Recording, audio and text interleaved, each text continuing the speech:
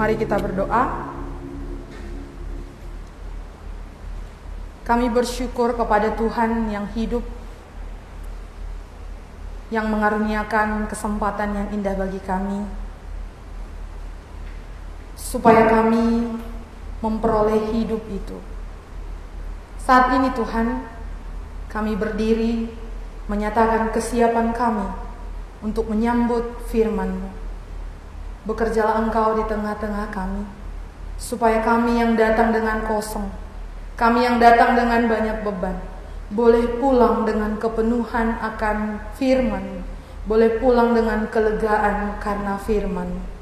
Pimpinlah kami ya Tuhan, hamba-Mu yang akan berbicara yang penuh dengan keterbatasan. Tuhanlah yang boleh pakai dengan kuasa-Mu. Di dalam nama Tuhan Yesus Kristus kami bersyukur dan berdoa. Amin. Jemaat dipersilakan duduk.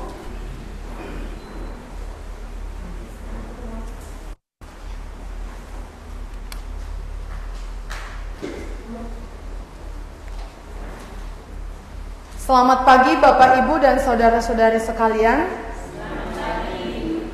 Ya, sekali lagi saya sapa. Selamat pagi Bapak, Ibu, dan saudara-saudari sekalian. Selamat pagi. Kita bersyukur untuk anugerah Tuhan. Dan ini adalah minggu keempat di bulan Mei. Dan di bulan Mei ini kita mengingat pekerjaan Allah yang begitu hebat. Secara khusus minggu yang lalu hari Pentakosta, yang dimana kita bisa mengingat Allah berkarya lewat murid-murid, lewat rasul-rasul, lewat orang-orang percaya. Bapak, Ibu, dan saudara-saudari sekalian, mengingat peristiwa yang agung tentang Pentakosta, di mana Allah menggenapi janjinya, yaitu Roh Kudus memenuhi rasul-rasul. Iya, kita mungkin ingat ya Bapak Ibu, minggu lalu itu hari Pentakosta. Hari Pentakosta artinya hari ke-50 setelah Yesus bangkit dari kematian. Dan di situ rasul-rasul dan orang-orang percaya menerima Roh Kudus yang dijanjikan oleh Allah dari sebelumnya. Ya, mungkin Bapak Ibu agak bertanya-tanya ya, kok Miss Rani nggak langsung suruh buka Alkitab karena semua sibuk dengan Alkitabnya. Ya, saya ingin tidak dulu buka Alkitab karena saya mencoba dengan pendahuluan, semua sibuk dengan Alkitabnya. Ya, Bapak Ibu sekalian, kita boleh perhatikan, kita boleh mengingat supaya minggu demi minggu, firman demi firman yang sudah kita dengarkan tidak berlalu begitu saja. Kalau kita merunut firman Tuhan dari minggu-minggu yang lalu, adakah kita menemukan inti tema kita bulan ini? Bulan 5? Bulan Mei? Atau bagi kita yang merenungkan firman Tuhan, setelah hari Minggu merenungkan firman khotbah yang didengarkan, tentu bagi orang yang merenungkan khotbah, yang merenungkan firman Tuhan, akan mencoba menemukan inti-inti dari firman itu sendiri. Tetapi yang disayangkan, jika gereja yang hidup tidak merenungkan firman itu, sehingga apa? Berlalu begitu saja. Maka saya mencoba, walaupun di tema kita hari ini, di slide kita langsung jelas tema kita, tapi saya akan memimpin kita untuk mengulang sedikit khotbah minggu lalu tentang Pentakosta. Ketika hari Pentakosta, Roh Kudus memimpin rasul-rasul, murid-murid menceritakan Injil yang telah dinyatakan bagi orang berdosa. Injil yang memberikan pengampunan bagi orang-orang berdosa yang patut dihukum. Jadi mengingat Pentakosta, Bapak Ibu, kita tidak mengingat fenomena-fenomena asing. Mengingat Pentakosta, kita tidak mengingat hal-hal yang sungguh membingungkan, yang mungkin membuat orang tidak sadar atau membuat orang tidak tahu apa yang dia kerjakan atau yang dia rasakan. Justru hari Pentakosta membuat orang-orang sadar, bukan malah tidak sadar. Jadi hari Pentakosta itu hari di mana Injil diberitakan, dan Injil itu sendiri bekerja dalam diri orang berdosa.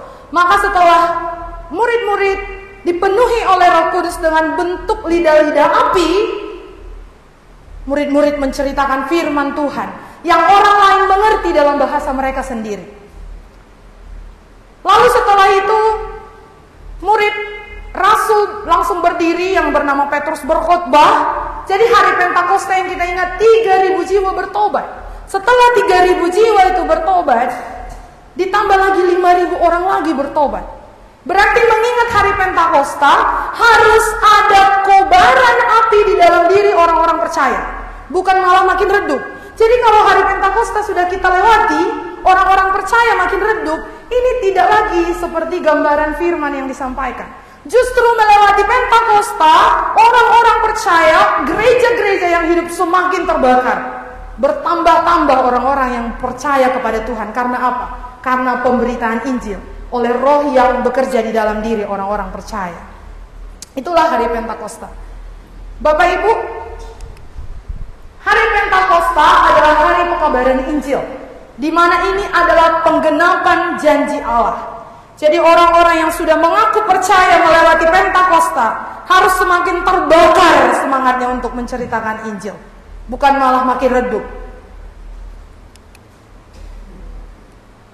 Setelah hari Pentakosta, berkumpullah orang-orang yang percaya, yang dinamakan kumpulan orang yang kemudian dinyatakan menjadi jemaat. Jadi Bapak Ibu, apa itu jemaat? Jemaat itu adalah kumpulan orang-orang. Jemaat Allah adalah kumpulan orang-orang yang dikumpulkan oleh Allah. Itulah yang disebut gereja. Jadi gereja bukan gedung, gereja bukan semata-mata komunitas atau organisasinya, bentuknya, tapi gereja adalah organismenya, yaitu orang-orang itu sendiri. Dan gereja bukan kumpulan orang yang memiliki kemampuan supranatural, sehingga di gereja kita akan menemukan orang-orang yang bisa menerawang masa depan, bukan. Tapi gereja adalah kumpulan orang berdosa yang disempurnakan, yang dikuduskan oleh Injil, oleh darah Kristus. Jadi di gereja ini, gereja bukan bentuk gedungnya, bukan itu senternya gereja, pusatnya gereja, tapi gereja adalah orang-orang yang dikuduskan oleh darah Kristus. Itulah gereja yang hidup. Jadi orang-orang percaya yang kemudian disebut jemaat dan menjadi gereja, itulah gereja yang hidup. Maka setelah Pentakosta lah ada jemaat. Setelah masa Pentakosta lah ada gereja. Berarti melewati Pentakosta, gereja yang mengingat peristiwa itu harus semakin terbakar, harus semakin dikobarkan oleh api Roh yang ada di dalam dirinya. Jadi Bapak Ibu, kita boleh introspeksi diri kita. Sudah berapa kali kita mengingat peristiwa Pentakosta sepanjang hidup kita? Sekali setahun hari Pentakosta. Setelah kita bertobat, sudah berapa kali kita merayakan atau mengingat Pentakosta? Apakah iman kita makin redup? Semangat pengabaran Injil kita makin pudar? Atau justru semakin dikobarkan? Itulah guna firman. Itulah guna merenungkan firman. Kalau tidak direnungkan, membuat kita picik dan buta bahwa Tuhan sudah mengampuni dosa kita. Itu kata Rasul Petrus dalam surat 2 Petrus. Mengawali khotbah ini, saya tertarik dengan sebuah pertanyaan yang pernah disampaikan oleh John MacArthur di dalam khotbahnya. Ya, slide-nya masih dalam proses. Jadi dalam sebuah khotbah, John MacArthur pernah menyampaikan satu pertanyaan. Dia bertanya, di mana Tuhan ingin tinggal? Dalam pertanyaannya itu, jemaat mencoba berpikir dan mencoba menjawab dalam hatinya. Di mana Tuhan ingin tinggal? Maka di dalam tulisan Yesaya, Tuhan bukan ingin tinggal di dalam gedung buatan tangan manusia. Tuhan bukan ingin tinggal di dalam istana hasil pergumulan, perjuangan manusia. Tapi dalam Yesaya 66 ayat 2b dikatakan, kepada orang yang tertindas dan patah semangatnya, dan yang gentar kepada firman-Ku, disitulah Tuhan ingin tinggal. Yesaya 66 ayat 2b. Tetapi kepada orang inilah aku memandang, kepada orang yang tertindas dan patah semangatnya, dan yang gentar kepada firman-Ku. Dikatakan di situ, kepada orang yang rendah hati, yang menyesal akan dosanya, dan kemudian yang takut kepada Tuhan. Disitulah Tuhan ingin tinggal. Disitulah Tuhan ingin berdiam. Dia menginginkan rumah di hati manusia. Dia menginginkan tahta, tempat di dalam hati manusia. Dia menginginkan tempat di hati orang-orang yang bertobat dan taat kepada firman. Sederhananya Bapak Ibu dan saudara-saudara sekalian, Tuhan mau tinggal di dalam umat tebusannya, yaitu gereja. Tuhan mau berdiam di dalam gerejanya, gereja-gereja yang hidup. Maka memahami ini, seperti tema kita yang sudah disampaikan, beritakanlah Injil damai sejahtera, kita akan melihat tulisan Paulus di dalam kitab Efesus, firman Allah yang hidup yang akan memimpin kita ke dalam kebenarannya. Efesus 2 ayat 11 sampai 22.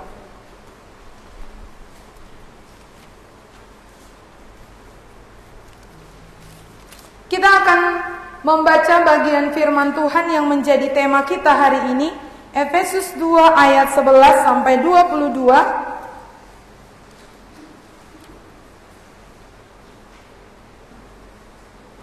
Kita akan membaca bergantian. Saya ayat 11, Bapak Ibu 12, dan demikian bergantian sampai akhir.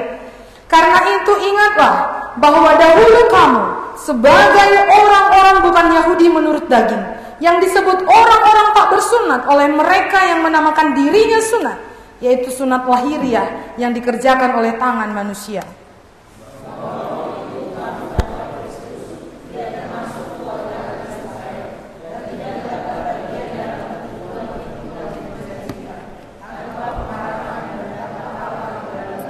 Tetapi sekarang di dalam Kristus Yesus, kamu yang dahulu jauh sudah menjadi dekat oleh darah Kristus.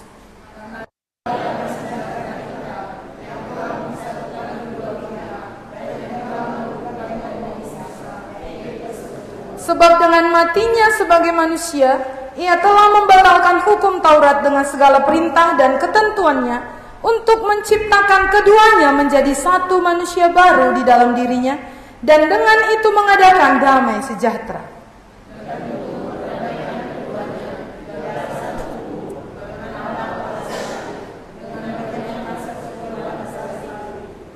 Ia datang dan memberitakan damai sejahtera kepada kamu yang jauh, dan damai sejahtera kepada mereka yang dekat.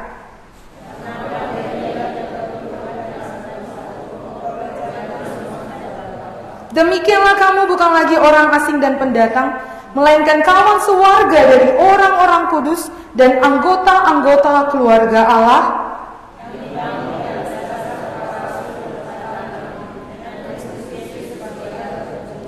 Di dalam Dia tumbuh seluruh bangunan, rapi tersusun menjadi bait Allah yang kudus di dalam Tuhan.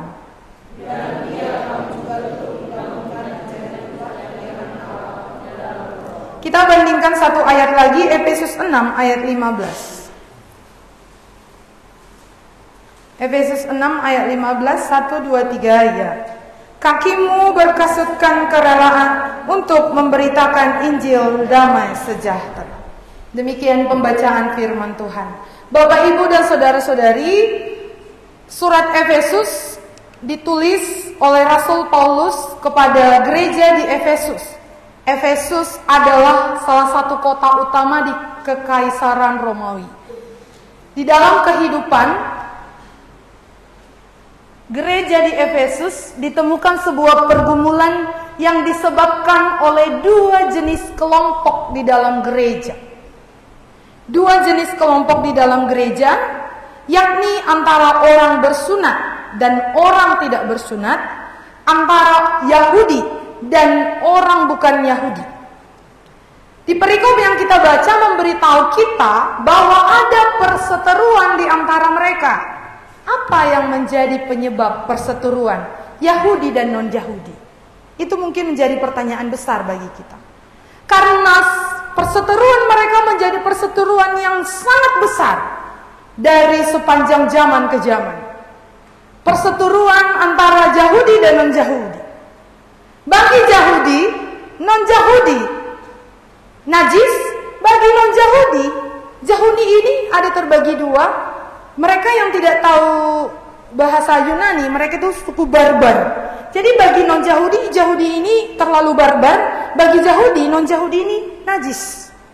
Jadi kedua pihak bukan hanya tidak menyapa, saling menyapa, tapi mereka saling membenci. Apa yang menjadi persoalannya? Persoalannya begini, singkatnya begini. Waktu Allah memilih Abraham untuk semua kaum mendapat berkat. Ingat Bapak Ibu ya, Kejadian 12. Allah memanggil Abraham supaya lewat Abraham inilah semua kaum di muka bumi mendapat berkat. Berkat itu merujuk kepada satu pribadi, yaitu Yesus Kristus yang akan digenapi kelak. Lalu setelah Abraham masuk kepada kehidupan Israel, kan anak keturunan Abraham, Israel. Israel itu adalah Yakub, dan lewat Israel ini Allah kiranya mau mempermuliakan Allah kepada bangsa-bangsa lain. Israel diperbudak di Mesir, lalu Tuhan mengutus Musa untuk membawa Israel keluar dari perbudakan, melewati Laut Teberau, lalu menjalani perjalanan padang gurun untuk sampai ke tanah perjanjian, yaitu tanah Kanaan. Nah, dalam perjalanan ke tanah perjanjian, Tuhan memberikan hukum Taurat kepada Israel melalui Musa. Kegunaan hukum Taurat, Bapak Ibu, untuk mengatur bangsa ini. Sebenarnya pada mulanya hukum Taurat diberikan supaya mengatur kehidupan Israel sebagai bangsa dan membuat mereka berdiri memperkenalkan Allah yang hidup kepada bangsa-bangsa melewati bangsa-bangsa yang lain menuju tanah Kanaan. Lalu selain itu, lewat hukum Taurat membuat mereka, bangsa Israel ini, berbeda dari bangsa lain. Jadi Israel mendapat satu keistimewaan menjadi bangsa pilihan, berbeda dari bangsa-bangsa lain, tapi tujuannya untuk memperkenalkan Allah. Tetapi apa yang terjadi? Israel melupakan tujuan itu. Justru akhirnya lewat hukum Taurat, mereka menjunjung tinggi hukum, mereka menjunjung tinggi hukum Taurat dan menggunakan hukum itu untuk menunjukkan mereka berbeda dan akhirnya memandang rendah bangsa-bangsa lain. Hukum Taurat mereka pakai untuk menekan bangsa-bangsa lain, yang membuat mereka berkata bahwa kamilah bangsa pilihan, kamu bukan bangsa pilihan. Bahwa kamilah yang layak, kamu tidak layak. Jadi karena mereka menjunjung hukum ini, mereka menjadi sombong. Bukan hanya memandang rendah, mereka menjadi sombong dan membuat mereka saling membenci. Sampai-sampai Bapak Ibu, jika seorang Yahudi menikah dengan non-Yahudi, seorang Yahudi menikah dengan non-Yahudi, orang Yahudi ini akan mempersiapkan pemakaman bagi orang Yahudi itu. Artinya apa? Dianggap mati, tidak lagi bagian di dalam kelompok mereka. Karena mereka menganggap begitu hinanya, begitu rendahnya kelompok ini.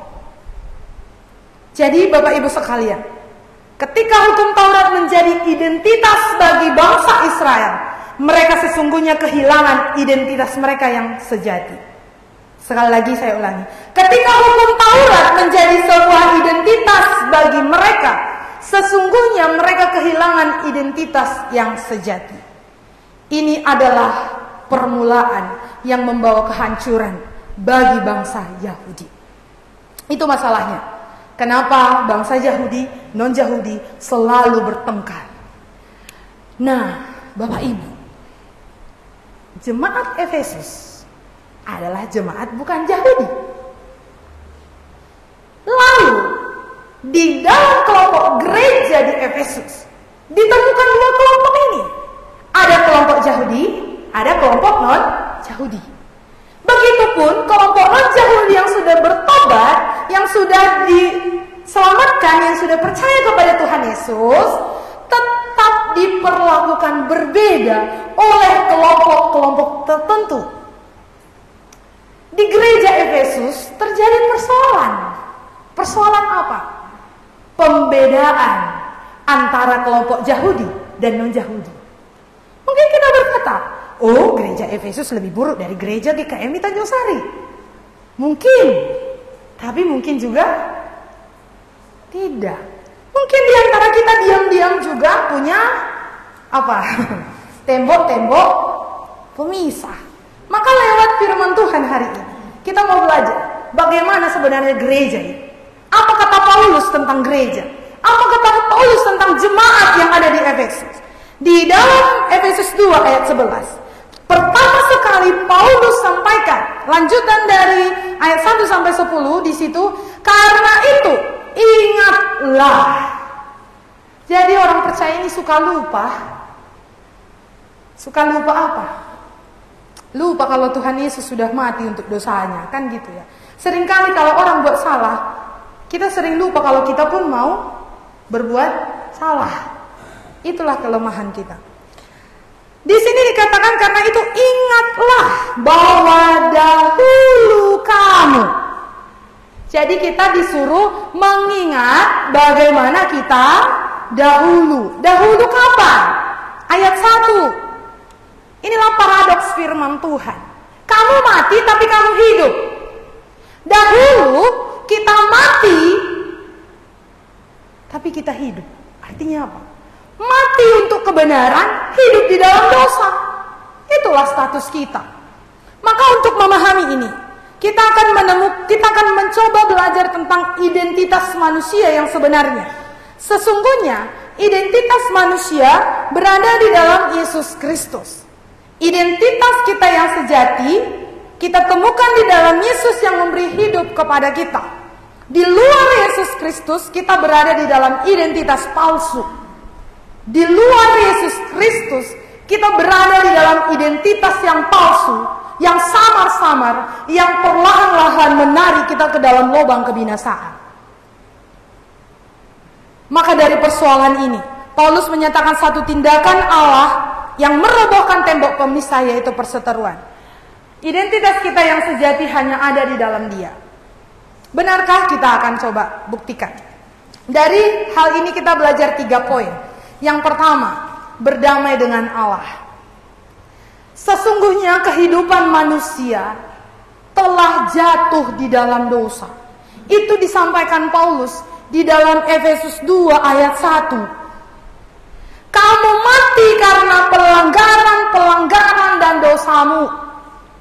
Mati di dalam Tuhan, mati di dalam dosa, hidup untuk melakukan dosa. Mati di dalam kebenaran, mati di dalam kebenaran, hidup di dalam dosa. Jadi gambaran identitas manusia pada dasarnya adalah sudah mati karena dosa, mati secara rohani. Dan kematian ini membawa kita bermusuhan dengan Tuhan. Kenapa? Karena kita hidup di dalam dosa. Ayat 2, karena kamu mengikuti jalan dunia, mentaati penguasa kerajaan yang kasar, yaitu iblis.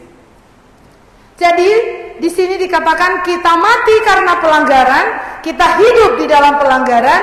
Dan Bapak Ibu, seorang ahli perjanjian baru berkata begini, sifat dasar manusia yang seharusnya hidup romantis dengan Allah telah menjadi rusak. Ketika Tuhan menciptakan manusia, Allah mendesain manusia untuk hidup romantis dengan Allah. Maka Bapak Ibu, kenapa keromantisan itu rusak? Ketika manusia sudah mati di dalam dosa. Dan kematian itu membawa permusuhan dengan Allah. Maka poin yang pertama yang perlu kita paham adalah identitas kita akan kita temukan ketika pertama manusia berdamai dengan Allah. manusia berdamai dengan Allah melalui Yesus Kristus. Baik orang Yahudi maupun bukan Yahudi sama-sama mendapatkan akses atau jalan masuk melalui Yesus Kristus. Kita perhatikan ayat 18, 17 dan 18. Ia datang dan memberitakan damai sejahtera kepada kamu yang jauh dan damai sejahtera kepada mereka yang dekat. Apa maksud ayat 17 ini? Siapa mereka yang dimaksud jauh? Siapa mereka yang dimaksud dekat? Bapak Ibu, mereka yang dimaksud jauh di sini orang bukan Yahudi. Yang dimaksud dekat orang Yahudi. Kenapa? Karena orang Yahudi punya hukum, bukan Yahudi nggak punya hukum. Jadi bagi mereka yang punya hukum ini punya hubungan lebih dekat, yang nggak punya hukum punya hubungan lebih jauh. Namun Paulus menandaskan dengan jelas, ia datang dan memberitakan damai sejahtera kepada kamu yang jauh. Berarti baik kepada orang non-Yahudi dan damai sejahtera kepada kamu, kepada mereka yang dekat. Mereka orang Yahudi. Ayat 18. Kedua pihak beroleh jalan masuk kepada Bapa oleh Roh melalui Kristus. Jadi baik yang punya hukum Taurat, baik yang gak punya hukum Taurat, punya akses yang sama melalui Yesus Kristus. Mereka juga mempersoalkan soal sunat di situ. Sunat itu kan hukum ya. Jadi orang Israel itu punya hukum Taurat disunat pada hari ke-8. Maka Paulus benar-benar bisa menyaksikan kesaksiannya bahwa dia adalah orang Ibrani asli. Itu kita baca nanti di kitab Filipi. Paulus orang Ibrani asli disunat pada hari ke-8. Suku Benjamin soal mentaati hukum Taurat tidak punya cacat. Tetapi dia berkata, dia manusia celaka ketika masih hidup di dalam dosa. Jadi baik kelompok Yahudi, kelompok bukan Yahudi, ini sama-sama perlu satu hal, yaitu Injil damai sejahtera. Bapak, Ibu, dan saudara-saudari, dalam Kristus yang tersalib itu, Allah mengampuni segala pelanggaran dan dosa kita. Injil damai sejahtera sangat mendesak untuk diberitakan. Karena melalui pemberitaan Injil damai sejahtera yang berseteru dengan Allah, itu yang memperdamaikan manusia yang sudah bermusuhan. Jadi poin pertama untuk mengerti identitas kita, kita perlu tahu bahwa kita perlu berdamai dengan Allah. Bapak Ibu, ini yang pertama sekali, berdamai dengan Allah. Karena setelah berdamai dengan Allah, kita bisa berdamai dengan sesama. Itu yang menjadi poin yang kedua. Berdamai dengan sesama. Selain perseteruan dengan Allah, hubungan di antara manusia pun ditandai dengan ketiadaan perdamaian. Jadi kalau gereja berseteru, ternyata itu gambaran seperti gambaran yang belum berdamai dengan Allah. Maka di sini Paulus menegur jemaat Efesus. Paulus mengingatkan jemaat di Efesus bahwasanya baik kelompok Yahudi maupun non-Yahudi sama-sama perlu berdamai dengan Allah. Setelah berdamai dengan Allah, maka punya kekuatan untuk berdamai dengan sesama. Jadi persoalan di perikop ini adalah perseteruan antara kelompok Yahudi dan non-Yahudi. Seperti yang saya sampaikan tadi, bangsa Yunani menganggap orang-orang Yahudi ini barbar, dianggap buas, dianggap primitif. Nah, maka di antara mereka ada dinding-dinding pemisah. Lalu apa yang mempersatukan mereka? Karya Kristus. Karya Kristus menunjukkan persahabatan kepada manusia. Dan oleh karena itu manusia harus saling bersahabat. Maka hukum yang disampaikan Tuhan di dalam perjanjian baru, dua hukum terutama. Yang pertama, kasihilah Tuhan. Yang kedua, kasihilah sesama. Jadi perseteruan dengan orang-orang ternyata menggambarkan kita tidak berdamai dengan Allah. Maka di sini dikatakan Paulus, ingat dulu Ingat dulu, tanpa Kristus, ini kepada jemaat Efesus, tanpa Kristus, tanpa pengharapan. Sekarang setelah ada Kristus, Kristus yang memperdamaikan dengan Allah, dan Kristus yang kemudian memperdamaikan dengan sesama, maka orang-orang yang sudah berdamai dengan Allah harus berdamai dengan sesama.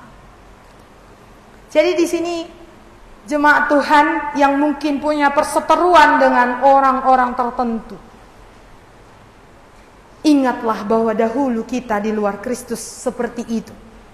Setelah di dalam Kristus, seharusnya tidak lagi seperti itu. Kenapa? Karena di dalam Kristus ada perdamaian. Injil yang memperdamaikan orang Yahudi dan bukan Yahudi kepada Allah. Bapak Ibu, kata perdamaian, memperdamaikan di situ mempersatukan dua orang sahabat yang saling menjauh. Kata memperdamaikan di situ mempersatukan dua orang sahabat yang saling menjauh. Jadi karya Kristus menunjukkan persahabatan kepada manusia dan membuat manusia saling bersahabat. Sejalan dia. Pendamaian dengan Allah, kemudian pendamaian dengan sesama. Mereka yang mengasihi Kristus tentu juga akan saling mengasihi dengan sesamanya. Poin yang ketiga, berdamai dengan diri. Selain kedua hal tentang berdamai dengan Allah dan sesama, sebelum mengenal anugerah Allah, orang-orang Efesus ini gak berdamai dengan dirinya. Karena mereka merasa tidak cukup.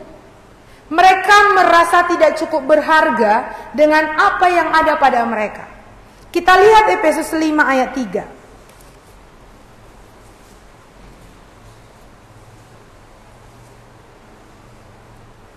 Efesus 5 ayat 3,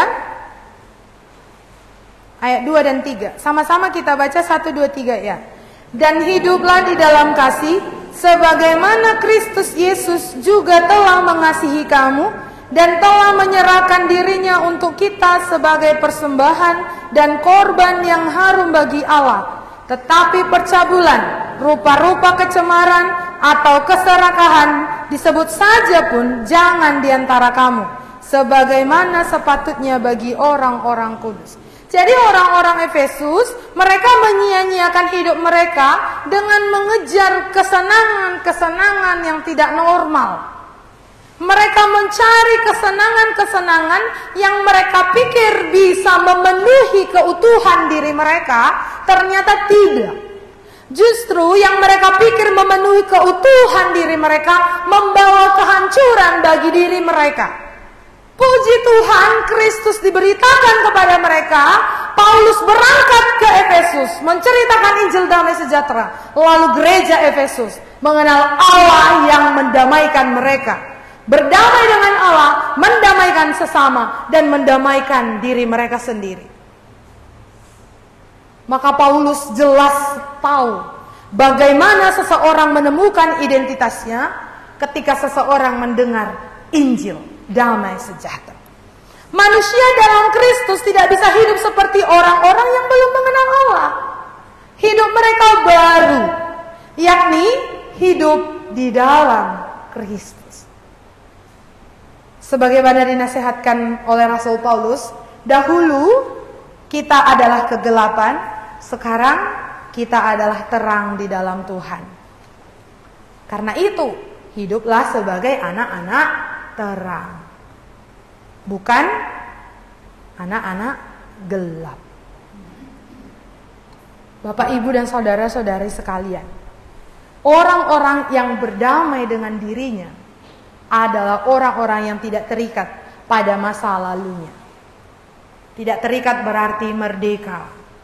Orang-orang yang sudah berdamai dengan dirinya adalah orang-orang yang merdeka. Merdeka karena Kristus. Dengan sentuhan Injil damai sejahtera, ia akan mengalami transformasi, yakni perubahan hidup yang menyeluruh, baik moral maupun spiritual, iman, sikap hati, pemikiran, perkataan, dan perbuatannya mencerminkan karakter Kristus.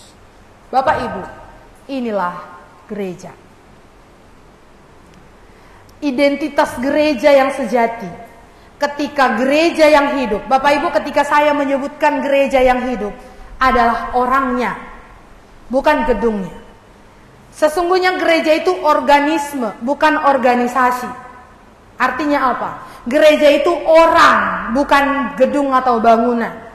Jadi ketika saya menyebutkan gereja yang hidup, itu merujuk kepada orang itu sendiri. Kumpulan orang. Jadi gereja yang hidup adalah gereja yang memiliki Injil, yang telah memperdamaikan dirinya dengan Allah, dirinya dengan sesama, dirinya dengan dirinya sendiri. Maka tidak ada lagi gereja yang hidup yang akan mencoba bunuh diri. Orang-orang yang mencoba bunuh diri itu orang yang tidak berdamai dengan dirinya sendiri. Orang yang tidak berdamai dengan sesama, dan orang yang tidak berdamai dengan Allah. Sehingga ia tidak memiliki harapan yang hidup. Orang-orang yang hopeless, orang-orang yang putus asa, adalah orang-orang yang belum berdamai dengan Allah. Adalah orang-orang yang belum berdamai dengan sesama. Adalah orang-orang yang belum berdamai dengan diri sendiri.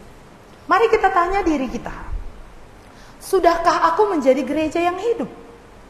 Sudahkah aku menjadi orang yang berdamai dengan Allah, yang berdamai dengan sesama, yang berdamai dengan diri? Karena Injil, sentuhan Injil damai sejahtera membawa kita kepada transformasi. Apa itu transformasi, Bapak Ibu? Pernah kita dengar istilah ini? Transformasi itu adalah perubahan. Saya sangat terkesan ketika khotbah Bapak Ketua Sinode kita di dalam ulang tahun PIPKA. Hari bulan ini, bulan Mei adalah bulan peringatan misi karena ulang tahun PIPKA. Saya sangat terkesan dengan penyataan tentang Injil. Bapak itu menyampaikan bahwa Injil itu tidak sekedar informasi, tidak sekedar inspirasi, tetapi transformasi. Kalau Injil itu informasi, itu hanya mengisi intelektual kita, sama seperti bangsa Yahudi yang kemudian menjadi sombong, menjadikan pengetahuan mereka identitas mereka sendiri, menjadikan hukum Taurat itu menjadi identitas mereka sendiri. Jadi Injil bukan sekedar informasi yang hanya mengisi intelektual kita atau pengetahuan kita. Lalu Injil itu bukan inspirasi, bukan sebatas inspirasi maksudnya. Apa maksud inspirasi? Dorongan emosional seseorang. Inspirasi, dorongan emosional. Jadi Injil itu bukan sebatas dorongan emosional yang ketika kita pada saat itu menangis tapi tidak mengalami perubahan. Sesungguhnya Injil adalah transformasi. Injil itu membawa perubahan yang ketika intelektual kita, emosi kita bersatu dengan tindakan yang berbalik kepada Allah. Maka bertobat yang sejati ketika pikiranku, perasaanku, dan tindakanku menjadi satu datang kepada Allah sumber damai sejahtera. Itulah Injil. Jadi orang yang berdamai dengan Allah, berdamai dengan sesama, berdamai dengan diri adalah orang yang kemudian mengalami transformasi di dalam Kristus. Jadi bukan mereka yang dekat lebih dekat, mereka yang jauh makin jauh, bukan. Baik mereka yang dekat, baik mereka yang jauh, sama-sama diperdamaikan oleh Injil. Maka balik ke tema kita. Apa tema kita Bapak Ibu sekalian? Coba balik ke slide pertama sekali. Apa tema kita Bapak Ibu? Beritakanlah Injil damai sejahtera. Sekali lagi, silakan gereja yang hidup. Kita baca tema kita 1, 2, 3 ya. Beritakanlah Injil damai sejahtera. Tema ini sekedar tema. Saya sangat bersyukur dengan tema ini karena tema ini setelah Pentakosta. Bapak Ibu, jika Injil itu menjadi jawaban atas seluruh pergumulan kehidupan manusia, bukankah setiap orang memerlukan Injil? Jika semua orang memerlukan Injil, adakah yang mengerti tentang Injil? Adakah yang menerima Injil? Jika tidak diberitakan, jika Injil harus diberitakan, siapakah yang harus memberitakan Injil? Bukankah gereja yang hidup itu, yang sudah mengerti Injil, menerima Injil, menghidupi Injil oleh anugerah Allah?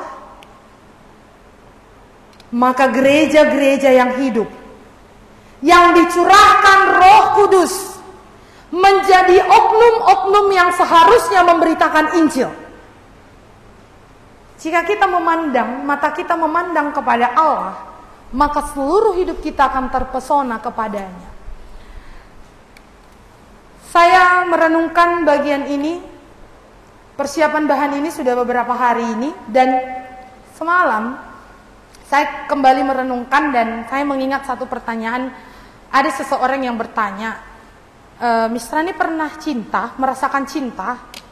Lalu ketika saya teringat pertanyaan itu semalam, saya pikir-pikir gini, cocok kali ini saya mau tanyakan dulu kepada jemaat GKMI Tanjung Sari yang beribadah dan Pospei Tanjung Anom yang beribadah hari ini. Karena kesempatan juga ada di saya untuk menyampaikan khotbah. Bapak Ibu sekalian, pernah kita merasakan cinta? Apa yang kita rasakan ketika kita merasakan cinta itu? Apa yang kita rasakan? Biasanya kalau udah bahas cinta, percayalah, udah balik segar. Tadi udah agak-agak kayak gini. Apa yang kita rasakan ketika kita merasakan cinta? Ya cintalah, Miss. Apa? Berbunga-bunga kah? Iya kan? Jadi rumput yang terbang itu pun ibarat bunga. Atau sampah yang terbang itu pun ibarat bunga. Debu yang berterbangan itu ibarat apa? Micin-micin cinta ya. Tapi kita mau bicara hari ini tentang terpesona. Cinta itu muncul karena kita mulai terpesona. Benar atau benar? Cinta itu muncul di dalam perasaan kita ketika kita mulai terpesona. Adakah orang merasakan cinta tapi tidak merasakan pesona, tidak melihat pesona? Bohong kan? Ayo para ibu-ibu yang dulu pernah muda.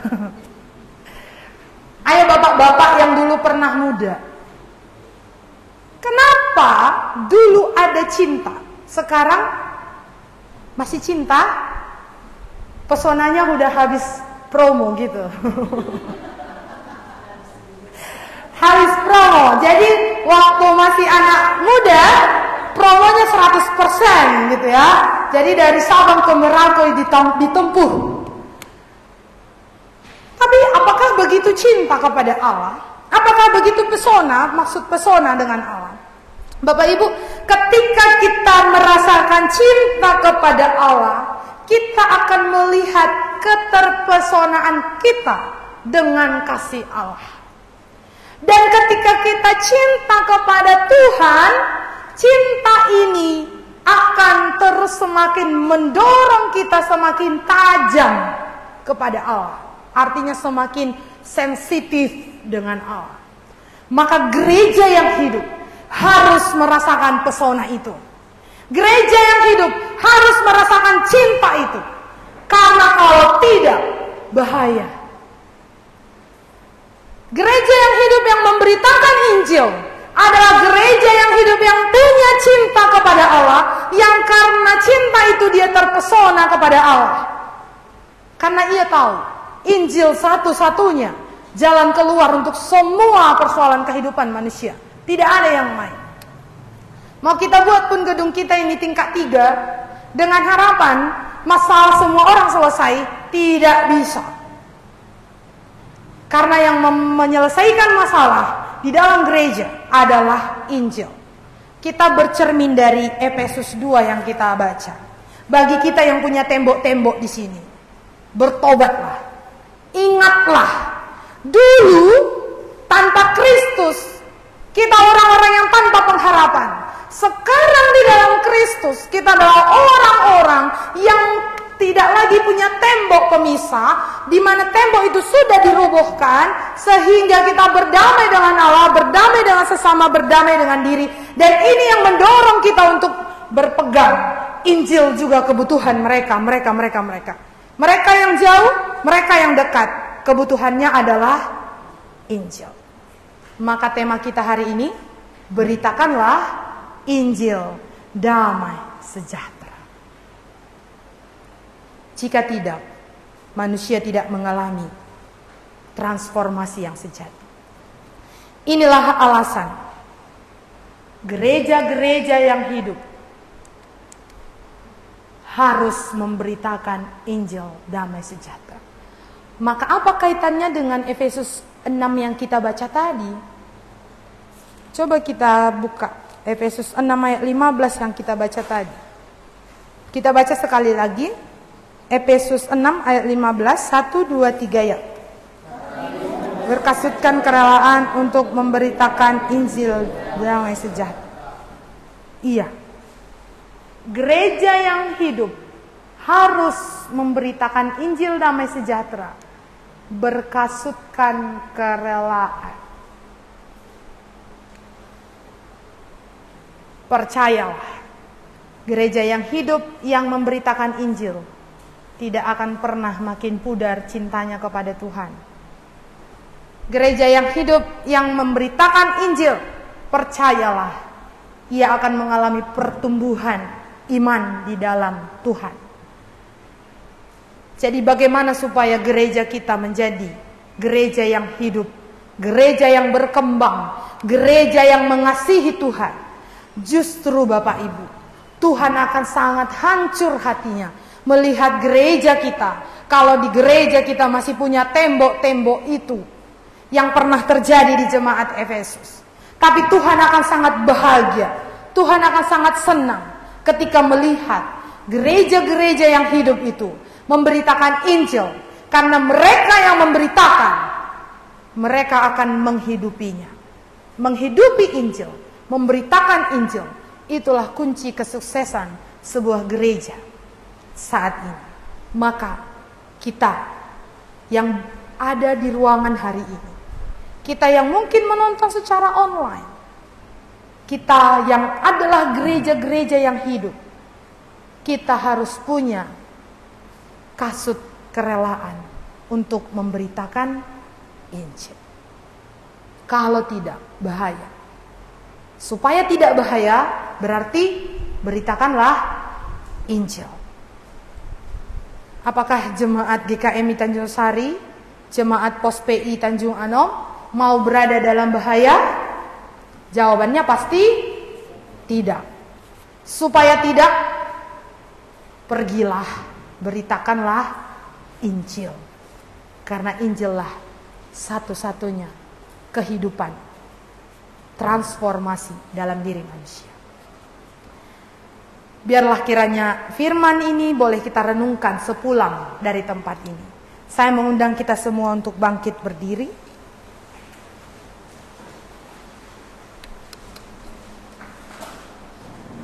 Bapak Ibu sekalian meresponi firman Tuhan, saya mengajak Bapak Ibu dan saudara-saudari untuk berdoa.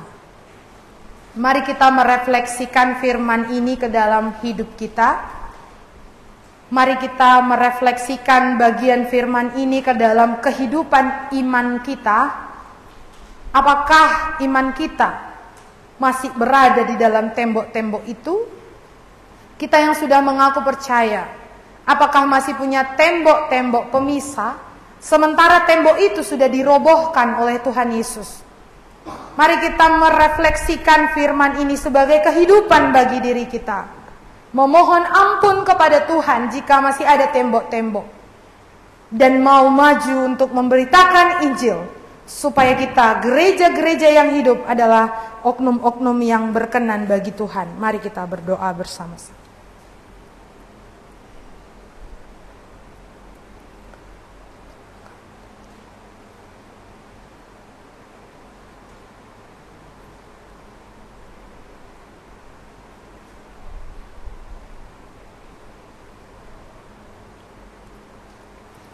Bapa di dalam sorga, kami bersyukur kepada Tuhan untuk kesempatan yang Tuhan terus nyatakan bagi kami mendengarkan firman-Mu. Kami tahu Tuhan, di dalam kerapuhan kami, di dalam kelemahan kami, yang tidak mau bergantung kepada Tuhan sumber kekuatan, sering membuat kami jatuh, sering membuat kami lemah, bahkan hampir merasakan putus asa. Tapi hari ini Tuhan begitu mengasihi kami. Tuhan berfirman kepada kami untuk mengingat bagaimana kami dulu tanpa Kristus, yang tanpa pengharapan. Dan sekarang kami hidup di dalam Kristus dengan suatu harapan yang penuh, yaitu di dalam Kristus ada perdamaian, di mana kami berdamai dengan Allah, berdamai dengan sesama, dan berdamai dengan diri kami sendiri. Tuhan, kiranya hati kami hari ini siap menyambut firman-Mu. Hati kami memperoleh tempat untuk menerima firman-Mu sebagai kebenaran. Biarlah kami tidak menjadikan pengetahuan kami identitas kami, tidak menjadikan kesalehan kami sebagai identitas kami, karena sesungguhnya itu yang akan menghancurkan kami dan membawa kami ke dalam kelobang kebinasaan. Tetapi biarlah identitas kami yang sejati sesungguhnya ketika kami berdamai dengan Allah di dalam Kristus. Itulah identitas kami yang sejati di dalam Tuhan. Oleh karena itu Tuhan, berfirmanlah Engkau kepada setiap kami.